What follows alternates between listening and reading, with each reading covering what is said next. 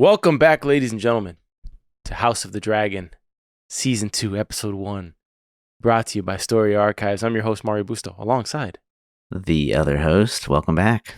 Well, I guess I'm Zachary Newton. Welcome back.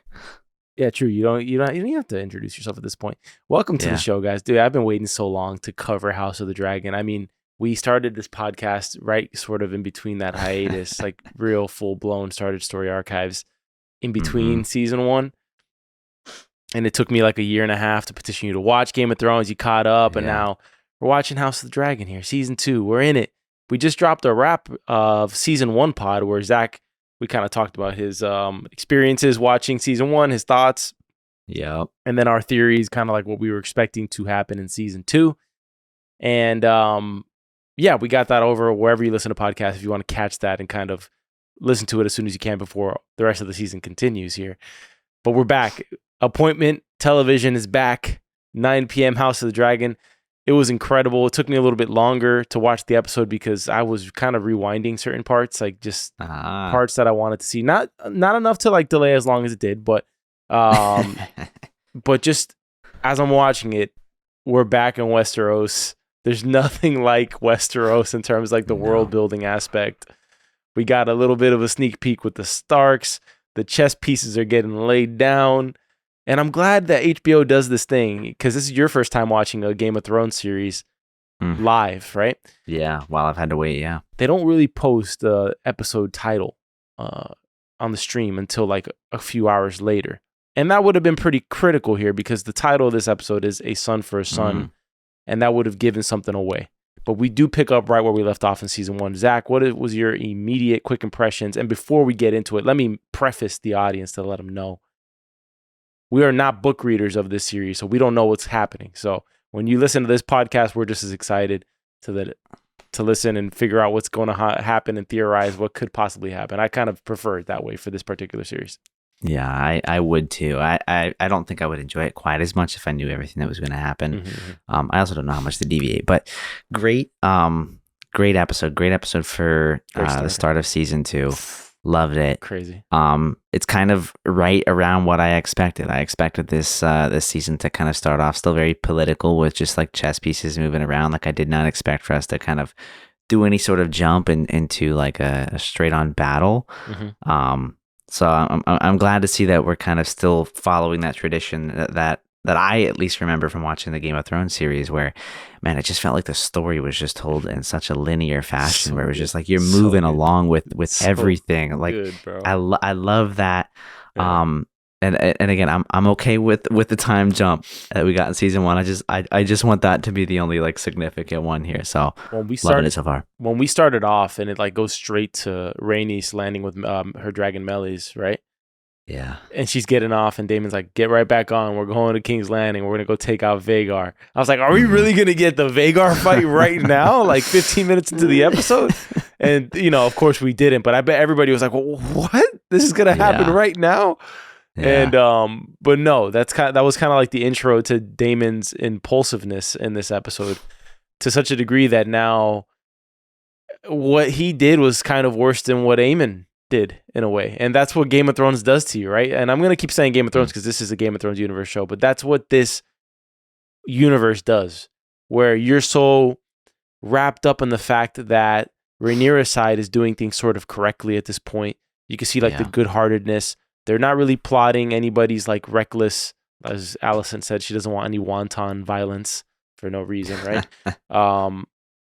She's mourning the entire episode. She's mourning loss of her son until she does call for revenge on Aemon. But then Daemon's impulsiveness, I mean, instead of just, I guess, going directly to try to take out Aemon, he hires these two dimwits who end up doing something, I think worse. I mean, and, they had to really push it far. I mean, they really set you up. You're starting to kind of like everything going on in the castle, right? I mean, at least I was like, okay, Aegon kind of seems like he's warming up to being a king. He's not like the worst person ever, at least in terms of what we're seeing there. I think the bar is pretty damn low for a lot of kings. The royalty in the Game of Thrones universe. For usurpers, right? Yeah. I mean, there's Joffrey aspects there, but you see somebody who kind of loves his son and he's like bringing him under his wing. And I wasn't expecting Aemon to die, but I definitely was not expecting Aegon's kid to Jaehaerys to No. die. Yeah.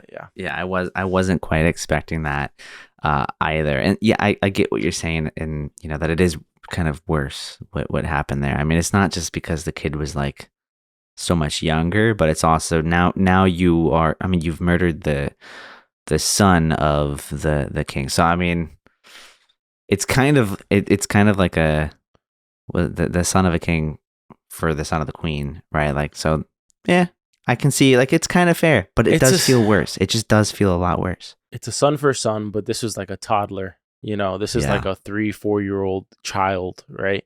Yep. Who has nothing to do with any of this. I mean, obviously Luke did not deserve what he got, but Aemon did not intentionally kill Luke. That was a mistake. But I mean, at some point, like, your wild horseplay, like, you gotta tone it down. You need to tone it down, and you gotta take responsibility for the shit that you do. And it does seem that, I thought that they were going to just fully own the fact that they killed him on purpose, type of thing, you know? So did I. I thought Alicent was going to be like just going on a rampage to Aemon, but she didn't seem to care. I mean, in this episode, she mentions the fact that it's like, well, you know, his eye was taken from him and nothing was ever done, to punish the offender here. She's justifying or rationalizing what he did, but he didn't take an approach. I thought he was possibly going to return back and sort of say that he intentionally did it, but it seems that he admitted that it was a mistake, that he did not mean to kill Luke in that way, and it seems that they confessed that to Rhaenyra in that way, but she's not going to accept it. And who the hell would accept it, to be honest with you? When Luke did that as a kid, he wasn't actually he also wasn't probably intending to take Aemon's eye from him, but nonetheless, he took his eye from him. Let's also not forget that when they were kids, Aemon was the one bullying them all, tormenting them. Scene, literally was like beating the crap out of him. And he's much bigger than the other kids. He was bigger than them then too. So like, it just kind of feels like a little kid defending himself. Yeah, exactly. I gotta say though, man, wholeheartedly, when Daemon comes into King's Landing and he does that covert mission, which, by the way, pull back your white Targaryen hair when you're walking through King's Landing. I mean, that hair can be spotted anywhere. It's like flowing through his hood. Like, give me a break, dude. And Otto doesn't have any more spies. I feel like Otto still has like probably more spies than ever, considering. I would imagine. Yeah. I just think he has spies. I think Larys probably has spies everywhere. Larys the Clubfoot makes his return, and his play for Hand of the King, if I had to guess. Seems like he's trying to get an egg. It seems like that's where we're going. It really felt like that's where we're going at the very least. In terms of turmoil going on, we can kind of like maybe measure and kind of compare and contrast like the different threads that are being spun here, right? We have for the Greens, Otto, there seems to be a rebellion against Otto in a sense, like where everybody sort of sees that Otto was manipulating Viserys, and he's been the hand of the king to 3 kings now. And it seems like people are going to push back against that. While you have this sort of dynamic going on where everyone doesn't want to listen to Aegon. They're kind of just waiting for him to get tired of being king. Yeah. And it really does seem to me that the move here is to kind of like puppeteer Aegon and possibly eventually make Aemond the king. You know, it just, I don't know, that conversation with his grandfather when he sends Sir Criston Cole away, it felt very much to me like the grandfather's looking at Aemon like, you should have been king. Like, you are definitely the one who is equipped for this, but you need to measure, like, pretty much control that until the time is right. You know, because Otto seems very ruthless to me. Like, he's the type of person who's going to he's the Tywin Lannister of this series. He's going to sacrifice whoever he needs to sacrifice to secure 10 generations down the line, you know? Yeah, well, I mean, he was the one that was going to immediately go and slay Rhaenyra and all of her family just to solidify Aegon being on the throne. So yeah, I wouldn't put it past them at all. I do feel like Aemon seems to be like the more natural born leader. I mean, 100%. Aegon, we know, didn't want the throne. Aemon wants the throne. Aegon's like they're both kind of. I feel like they're both kind of loose cannons in their own right, but Aegon just kind of feels a little dumb, if I'm being honest. Like he's not as calculated as Aemon is. He's just like his father, if you think about it. Just maybe a little less. Not as educated, a little more violent. Not as educated, and not. He's cruel. His father wasn't cruel. Yeah. At least from what we saw, he wasn't cruel. No, but when he have was the peaceful king. But there's something about Aegon, and I think there's a reason why they call him Aegon the Magnanimous, right? Because he wants to be liked by everybody. That's what it seems like. And so that's why everybody comes. He's like incapable of saying no to anybody. So he doesn't think anything through. But he also has no backbone. So he kind of constantly goes back on his word. So he's going to be a fascinating character. And I have a feeling he's going to be like responsible for all sorts of like unpredictable treachery in the season to come, especially when his beloved son, who right off the bat, when we get our first look at the Greens this season, well, it's Allison getting eaten out, but it's, but I guess you could consider that the Greens. Yeah, that is just talk about Kristen Cole just absolutely just continuing to continue to break the Kingsguard. He just, I guess he just does not care at all at this point. He's just gonna, once the vow is broken, he's like, all right, it's like I already broke it, so there's no going back. We're going all out now, yeah. Yeah, and how about like lock your door when you're getting it on with Kristen Cole at the end there? I think it's just the royal level was a little bit too accessible, in my opinion. Just a little bit. Yeah.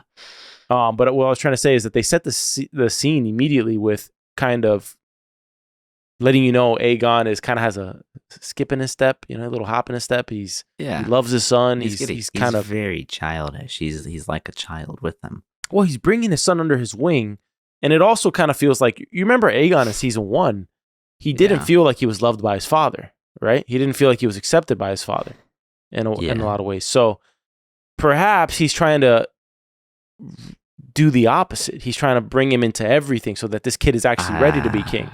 I don't think it's that deep. I'm taking the half glass full approach here, by the way.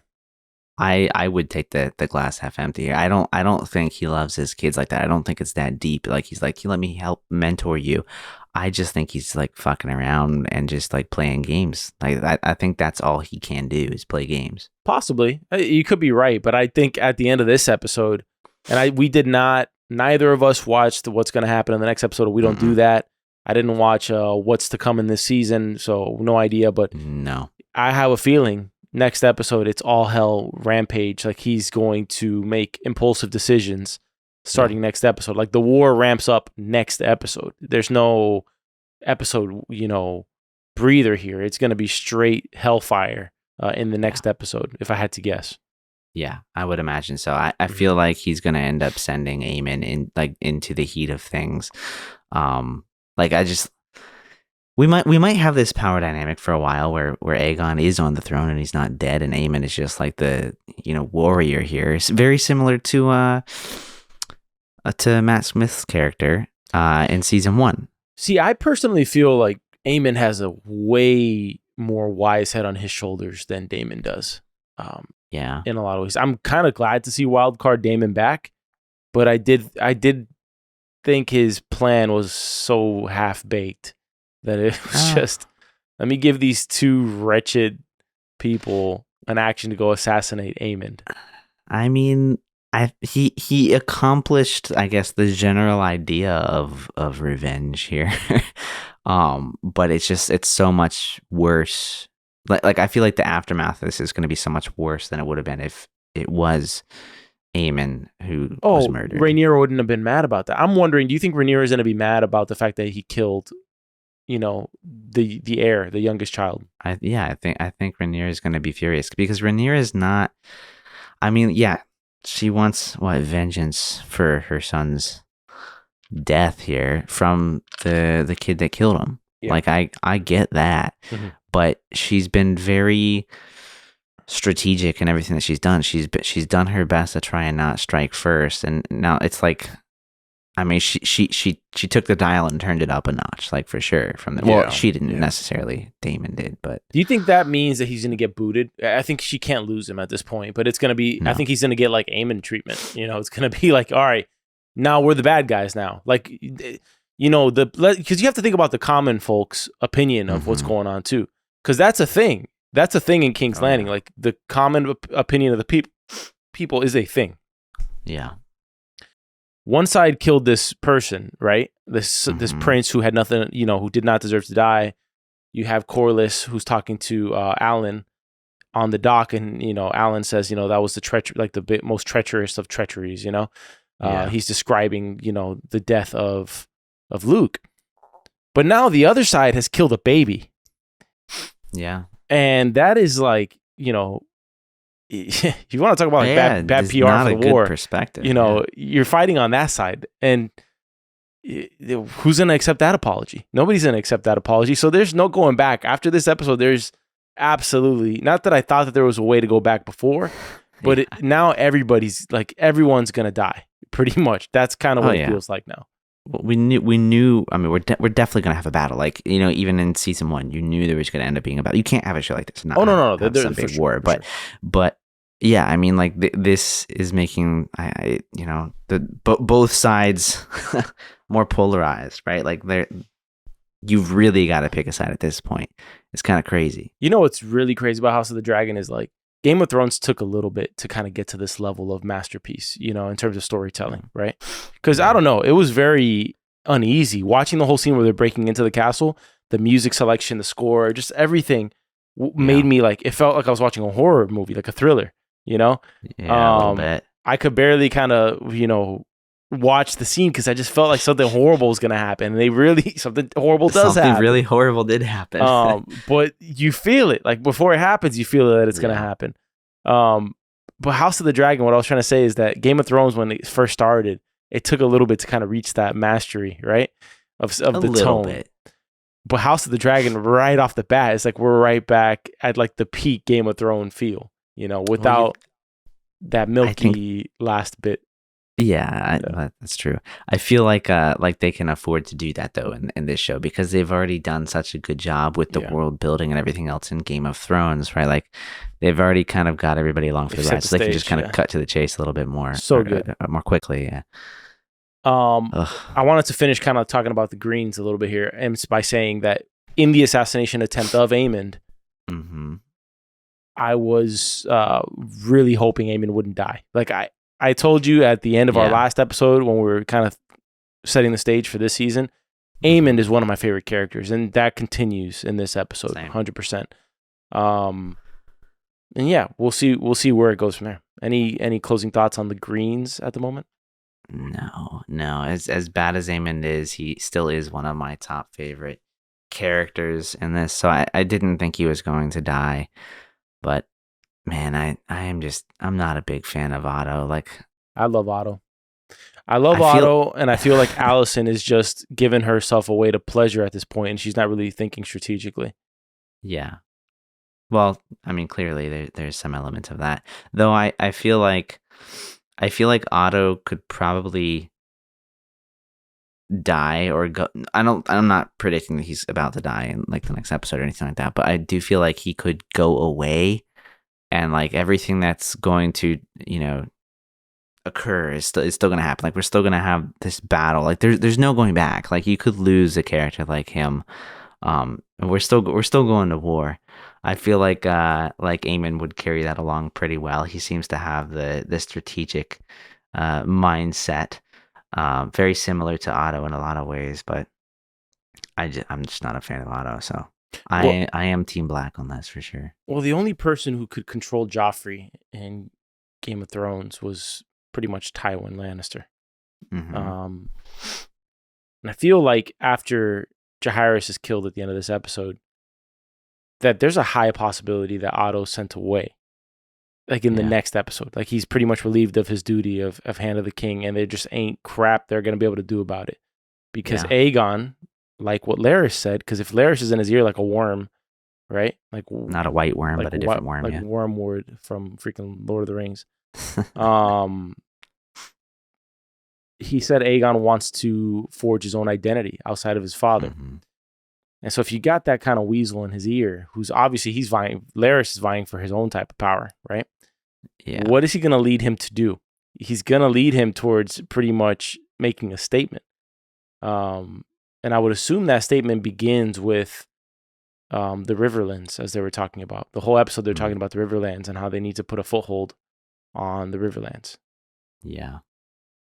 Yeah, I feel like Larys. I don't know if Larys itself wants to be Hand of the King. Oh, for sure. But I think he does want to be Hand of the King. you think he wants to be Hand of the King? I think he'd try to be king if he could be king. Well, I mean, I know he's hungry for power. I just don't know how he wants power. Like we saw characters in Game of Thrones that wanted power, but I don't think they were like vying to be Hand of the King or anything like that. So, well, I don't know. Maybe he is vying to be Hand of the King. I don't know if anybody was vying to be Hand of the King, but they're definitely petitioning for something. Larys definitely wants something. I think it would be Hand of the King if I had to guess, and like a marriage alliance to one of the daughters or something like that. To make his line less club footy. This crazy kid killed his brother and father, so I wouldn't want to marry any of my children off to him. We got the Starks, man. I loved it. What was it, Clegane?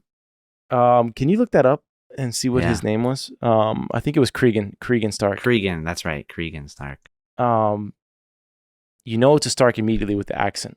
Just right off the bat, the monologues being given. Oh, and you just know it's that Stark Northern accent, And they did such a good job of that because the actors from season one, not from season one, from Game of Thrones really set the stage of how the Northerners talk compared to the Southerners, right?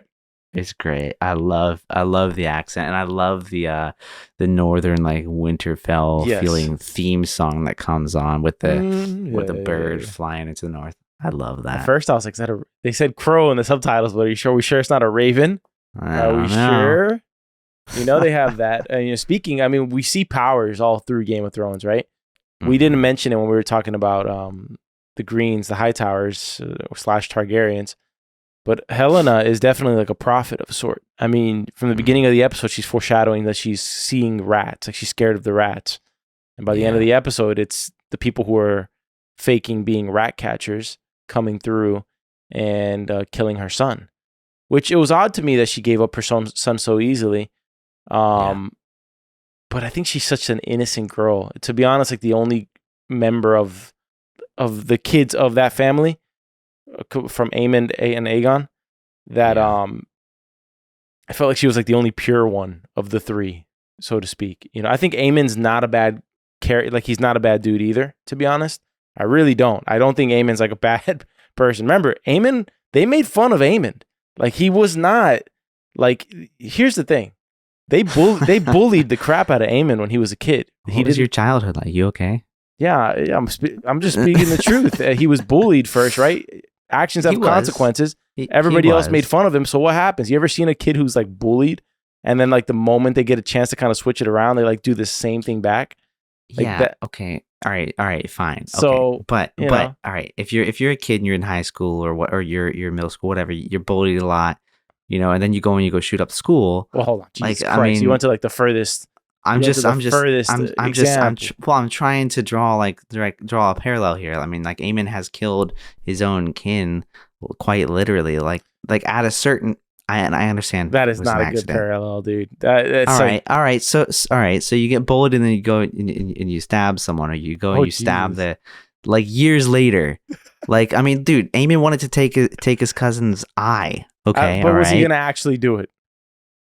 I 100% think he would have done it. You think so? Okay. Yeah, I absolutely think he would have done it. See, I don't think so. I think it was just to make his cousin petrified. I think the killing was an accident. Okay, I completely agree with that. It was totally an accident. He was very surprised and shocked by what happened at the end of season 1. But I do think he was going to take the eye, and this is years later. At some point, you gotta let this stuff blow over, right? Like if you're gonna go and you're gonna take that sort of revenge. If someone took I don't think I would say he's good. If someone took your eye, how would you feel about that person? In the heat of the moment, I'd probably try to kill them. But that is a little different from years, 10 years later, man. Like going and trying to take the eye of your little cousin. All right. I'm not gonna. I'll let you enjoy Aemon's I'm gonna company, but I continue won't. You know you like Aemon's character. I too. like his character. He's a You great would've character. been- I you don't would've think he's a been- good guy though. That's the thing. I think he's a guy who exists in a world that he has to exist in this way. But you can't tell me that. Let's say they would have killed him in this episode. You would have been disappointed that he dies. I would have been very. One. Look, I love the character. I like Aemon. I do. I just don't think he's a good guy. Yeah, That's where I'm drawing my line. I think he's just trying to move on from whatever happened, personally. And there's just no way going back. There's just no way to make it right. So what Otto says is the truth. When he's talking to Allison, he says, you have to understand that peace is only going to come through violence at this point.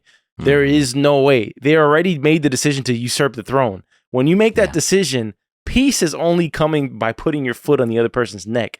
That's the only way you're going to get peace. Daemon and Rhaenyra are not bending the knee. So that's just what's going to happen here. Now, I'm wondering to see where the alliances come from here, because so far everybody's kind of lining up. Either they're honoring their vows like the Starks, or they're going back on their vows and trading it for a marriage alliance like the Baratheons did. Because now Aemond is technically betrothed to the Baratheon daughter, princess, whatever you want to call her. The Aarons of the Vale, they have pledged allegiance to Rhaenyra's side. So the North is like, I gotta look at like a Westeros map, but for the most part, the North is pretty much controlled by Rhaenyra's side. And then the middle portion is are you pulling it up? Thank you. Yeah, I'm pulling up the map. If you can show me where the Riverlands are. Well, the Riverlands, they're up here. Okay, so that's the chokehold right there, because that pretty much splits everything in half. So Rhaenyra pretty much has most of everything north of that and east of that. I believe is under her. Like everyone's honored that. And then the South, like the Lannisters and the Tullys. No, the Tullys? No. The Hightowers, obviously. Like there's a few different families that have pledged allegiance to the Hightowers at this point. So it's kind of 50-50 right now, with Rhaenyra's side having more dragons, but the South having Vhagar. And also Rhaenyra has an entire blockade stopping any goods getting to King's Landing, which I'm assuming has to be priority number 1 for the Hightowers to eliminate in the next episode. Like they have to send Vhagar over there to blow all that up, if I had to guess. To destroy the blockade. You have to, otherwise you're going to get a siege on the city and not enough food for everybody. Yeah, but I don't know if they're going to use Vhagar for that. I mean, we got a little hint of the Iron Islands and, potentially pulling them in to help build up the Navy here. Was he at the Iron Islands? That's where he was at, right? The Corlys? No, I don't think so. Well, you said Iron Islands right now. Well, yeah, but that was because who was it? I'm trying to remember who brought it up in the episode. When they were all having that meeting together with Aegon and all of the men in the room, they were talking about how they would have to build up the Lannister navy along with some other navy, and then they also mentioned that they might need to pull in somebody from, I think it was the Iron Islands. I'm pretty sure is who they mentioned to go and fight. Probably right. If you think about Game of Thrones, I mean, if you want to liken the Hightowers to the Lannisters in a way, and the way that they came to power, you think about who the Iron Islands lined up with in that war. They lined up with King's Landing. So I could totally see that going to the Hightowers for sure. I hope Rhaenyra's side has those scorpions. I guess those are back. That's like an old technology, I guess. I was gonna bring that up. I thought that was just something invented in the Game of Thrones timeline. No, the stupid thing about that, in my opinion, was that they unearthed that technology from back in the day.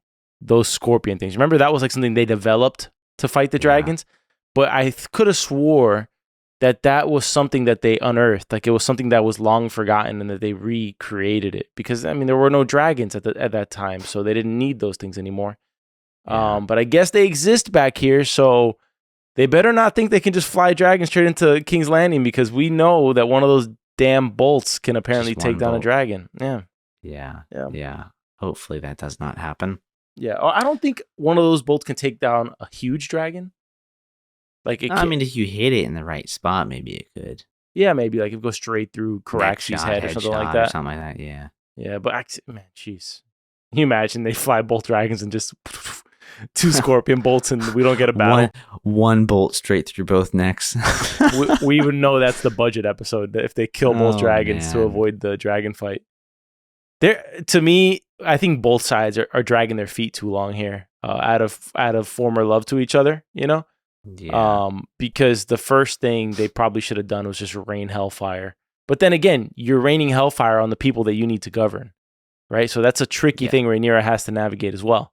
Similar to like how Daenerys should not have, that stupid episode where she hears the bells. God almighty, that was so bad. That was so bad. It was bad.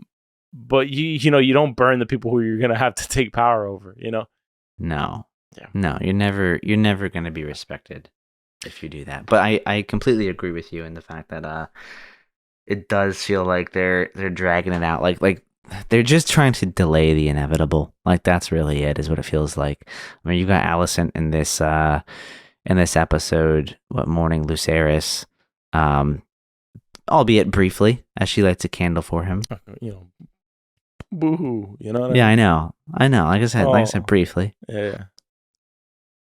I thought you had another thing to add. No, I was just gonna leave it at that. I agree with what you were saying.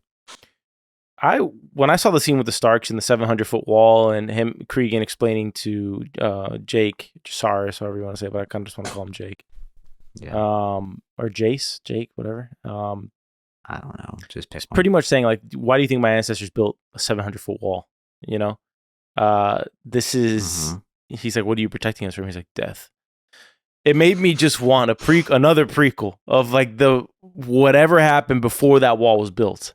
Yeah. Because you figure it had to be something crazy. Crazy. Man. And by the way, Game of Thrones never really gave us that payoff, right?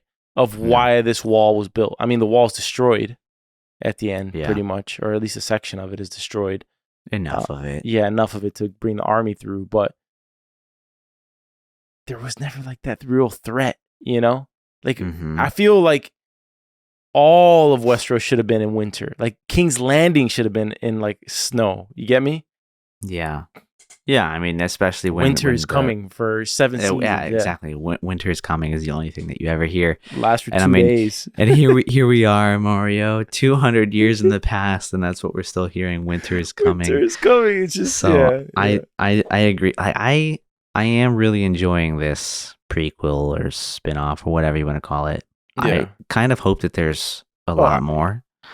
Well, supposedly they're going to give us so many interesting pieces here. Supposedly they're going to give us Aegon's Conquest. That's going to be a prequel. They were going to do Dunk and Egg, which is another side story that's already completely written. They were going to do that. They were going to do a spin-off of Jon Snow after the events that take place in Game of Thrones. They were going to do that. Interesting. And I can't think. I think that's pretty much all of them. I think there's another. I think there might be one of like the Targaryens, like an old Valyria that they were working on, but like the Dragon Golden Age, like where there's just dragons everywhere. But I don't know. Like I'm not like the biggest prequel guy, but the only like 2 prequels that have gotten like really roped me in completely is House of the Dragon and Better Call Saul. Yeah.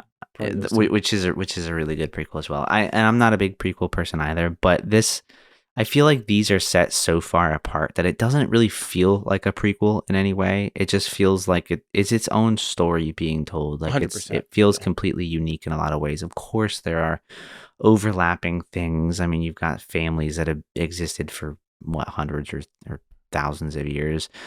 So of course that will tie us all in together. But no, I'm totally cool with it. I do want to see Aegon's Conquest. I think that would be an awesome show. I would love to know what on earth actually happened in Old Valyria. And then maybe we need to have a show on what went down in Harrenhal. Well, there's also supposed to be a show on Robert's Rebellion, which is the war where King Robert Baratheon takes power. That's also supposed to be a prequel. I mean, it's going to be prequel for ages. I also hope that they reshoot seasons last 2 seasons. Yeah, and add 2 more on top of it, like George R.R. Martin wanted, and that was turned down by the showrunners at the time.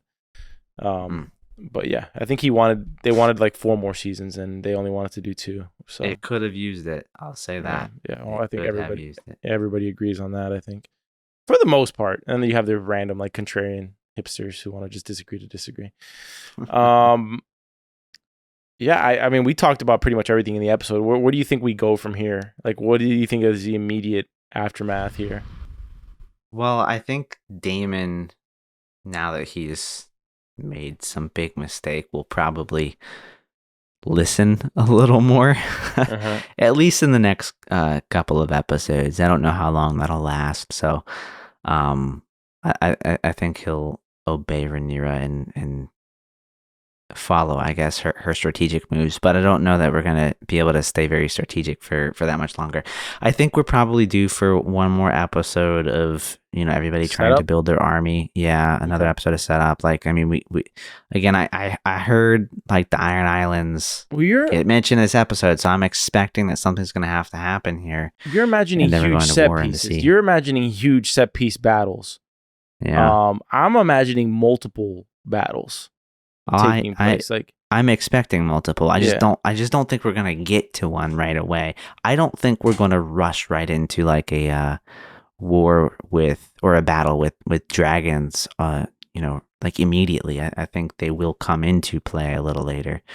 But the other thing that I'm a little concerned with about having dragons in this, and I was a little concerned about it in the Game of Thrones show as well, is that like having dragons is kind of like having a nuke. It's like, do you really want to hit that button?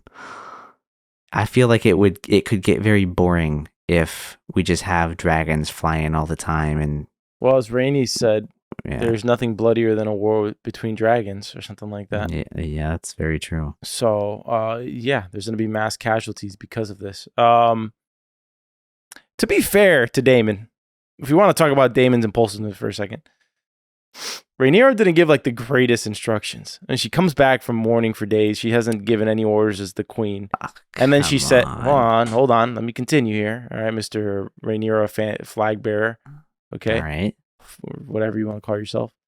All she says is, "I want Aemond." That's pretty much all she says. To be fair, Daemon's original plan was probably the best plan, which was just to fly to King's Landing, Caraxes and Meleys versus Vhagar. That would have probably been, that's exactly what Rhaenyra wanted. It's just she needed to find it out 3 days later, It would have been the best thing. So in one hand, like, I don't think he's going to just have a full moment like you think, that he's going to just be listening now.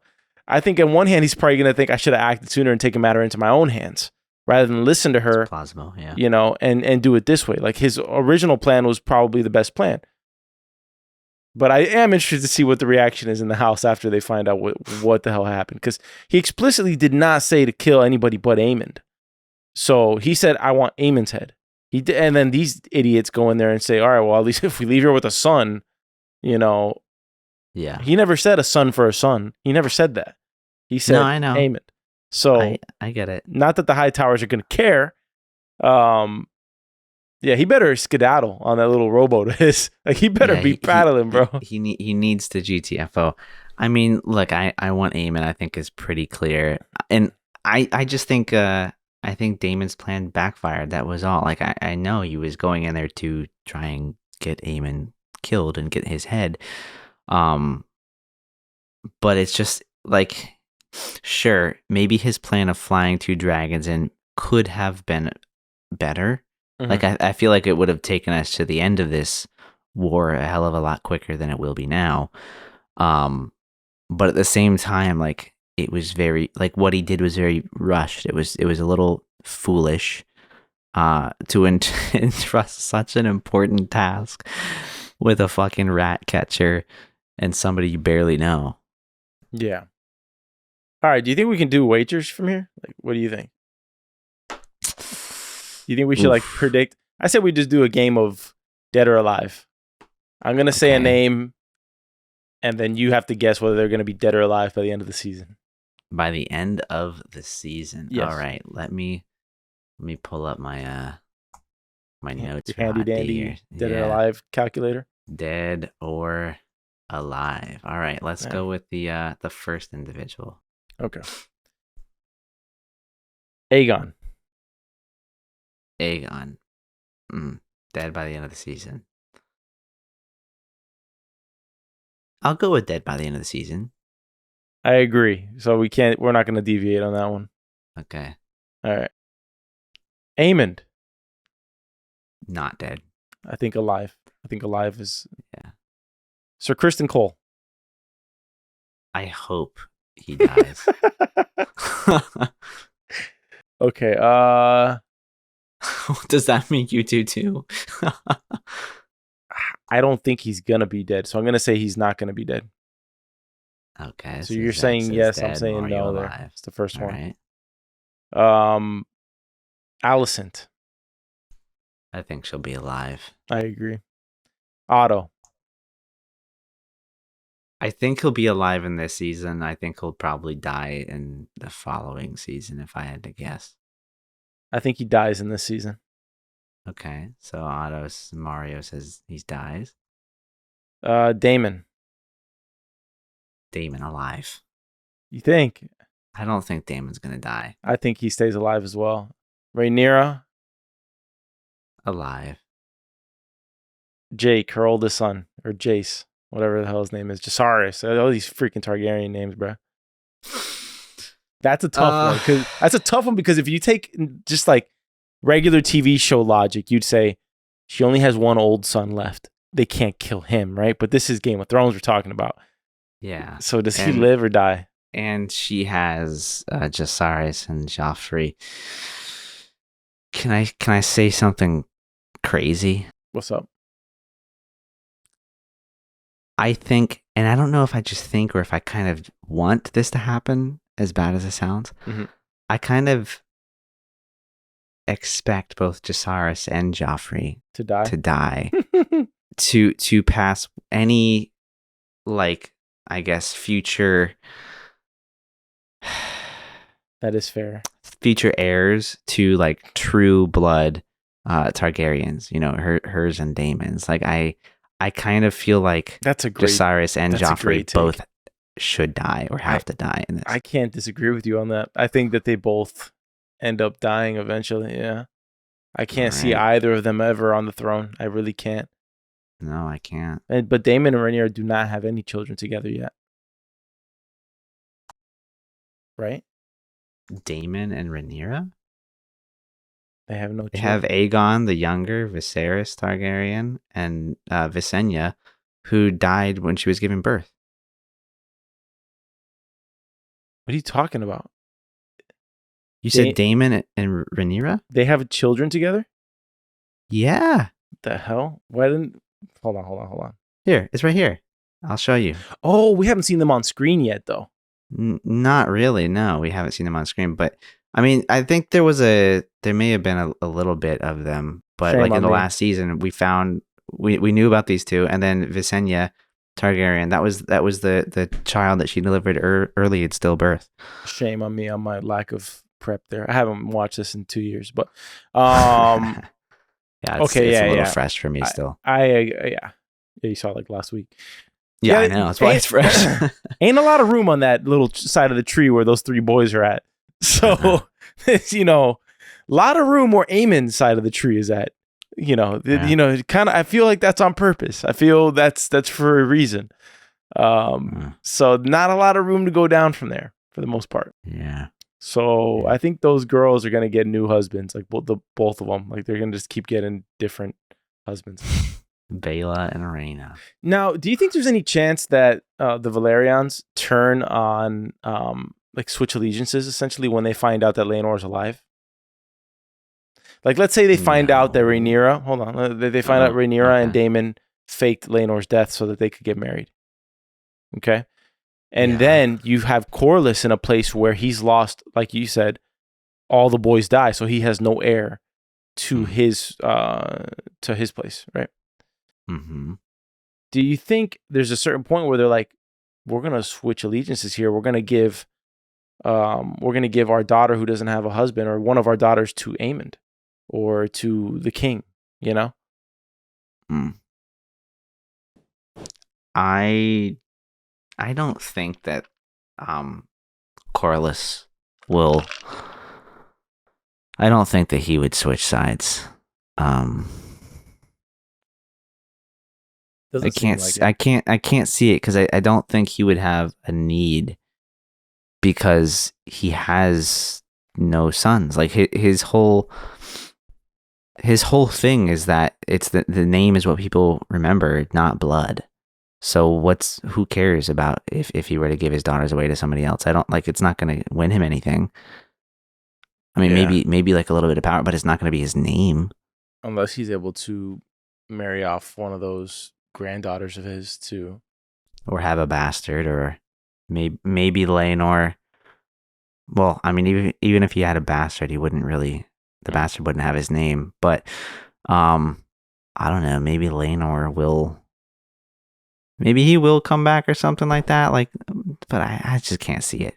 Yeah, I agree. I mean, well, okay. Oh no, by the way, I don't think even if Laenor did come back, I don't think he's coming back. I'm saying I don't if they think find he will. out that he's like living abroad somewhere, you know. Well, I was just gonna say, even if Laenor did come back, I don't think he could have any kids because I'm pretty sure he's sterile.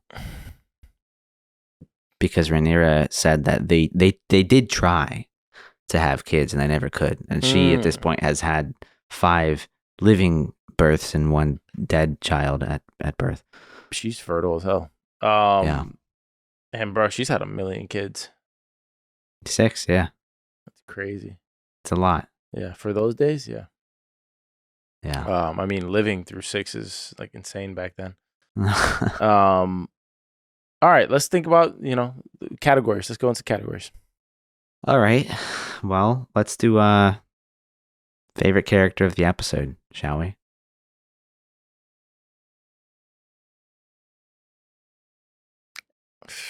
I got mine. Aemond? Really? Yeah. I was gonna go with Aegon. Really? I liked seeing his childish side here as he becomes drunk on power. So yeah, I liked it. I liked the scene with Aemond and just his overall demeanor with like Kristen Cole. Yeah. When he's pretty much doing his own, he's actually acting like the king while the king is drunk on the crown talking shit, talking about, well, I can sick my brother on anybody I want. You know what I mean? Like, yeah. The true king in the realm right now, in my opinion, is Aemond. That's how I feel about it at this moment. I think that changes in the next episode because I think Aegon's going to be out of control. Unless they take him out. They might take him out. Are you saying you're on side green here? Is that what I just heard? No, where did you get that? Because you said you think Aemon's the true king. You just mean he's more of a leader than Aegon is. No, I think he's operating right now as the true king. He's the most powerful person in the realm with Vhagar. Okay. He's literally told that by his grandfather, who's the smartest guy in the room. It's true. Okay. That's true. So in my opinion, he is the true king. His brother brings him in even when he's not allowed in the council. Why? Because he's listening to everything his brother says. I think Aegon's going to be uncontrollable in the next episode, and potentially his own family kind of axes him. You think he'll overthrow the throne for himself? I don't think Otto and Aemond would let him do that. I think Aemond is really loyal. I wonder if he'll turn and kill his brother or allow his brother to be killed for the sake of preserving his family name. I think he'll do whatever. I think he'll do whatever he needs to do to preserve his family, even if it means taking out his brother. Remember when he rounds up his brother and holds him in the street, and he says, "I don't want to be king." He's like, "I'm not prepped to be king." He's like, "Yes, I know that, but you are," And so he'll do his duty until he doesn't have to do his duty, Yeah, I think that's fair. Or until his duty is to kill his brother to make sure that the family is secure. Yeah, which I mean could happen. I don't know if Aegon's gonna go like think about completely crazy in the next episode. Kristen Cole, or not. It's possible. Yeah, him and Kristen Cole they are plotting to pretty much convince. Maybe we can convince Aegon to let me go lead the van, and you to run cover with Vhagar. So, anyways, all right. What's the next thing? Yeah. Next one would be favorite scene of the episode. So I mean, it has to be Daemon going to King's Landing and that whole sequence of the rat catchers. Yeah. It felt like such a big like segment of the episode. Yeah. It was extremely suspenseful. I would give it to that sequence as well for sure. Any lines that jumped out at you this episode here? Dragon! No, just kidding. That one's a cop out. I can't think of any at this very moment. The only one that I remember at the moment that made me laugh was the rat catcher when he's talking about knowing the tunnels better than he knows the shape of himself. Let's just leave it there. No other lines really kind of jump on me on this one. Do you have a least favorite character in this episode? Cole. Kristen Cole is annoying to me. Yeah. I can't stand him. Like I want him to just go away. He's doing a great job of being hateable for sure. That's for sure. It is crazy though because I liked him at first. Like in season 1, I liked him. Yeah, same until he becomes psychotic. Yeah, it was until the scene on the boat. I was like, all right, well, that's great. Should have just killed yourself, buddy. But all right. Well, that's all I got. Unless you got another one up your sleeve. No, that's all I got too, man. A hell of a first episode for season 2, and I'm looking forward to the rest of the season in agony as we move from week to week. But at least we got some great shows. We got Presumed Innocent on Apple TV. I would like to do some coverage on that, so let's jump on that. And maybe we'll have 2 weekly shows to cover there. Some sort of murder mystery. Yeah, you can stay tuned with us week to week as we cover House of the Dragon. Pretty much episodically like this. Right after the episode records, we're going to be recording and posting as soon as we can. And if you want to catch up with the rest of us, make sure you follow us everywhere you can. Spotify, YouTube, Apple Podcasts, and Twitter or X. Zach, to your outro, sir. Well, thank you for listening to this episode of House of the Dragon by Story Archives. You can find this podcast anywhere you find podcasts, Apple and Spotify podcasts primarily. You can visit us on YouTube at SoapBox Podcast Network, visit our website at soapbox.house, email us at contact@soapbox.house, and there is a link in the description below to sign up for our newsletter. Alrighty, y'all. Until next time, beware of the rats.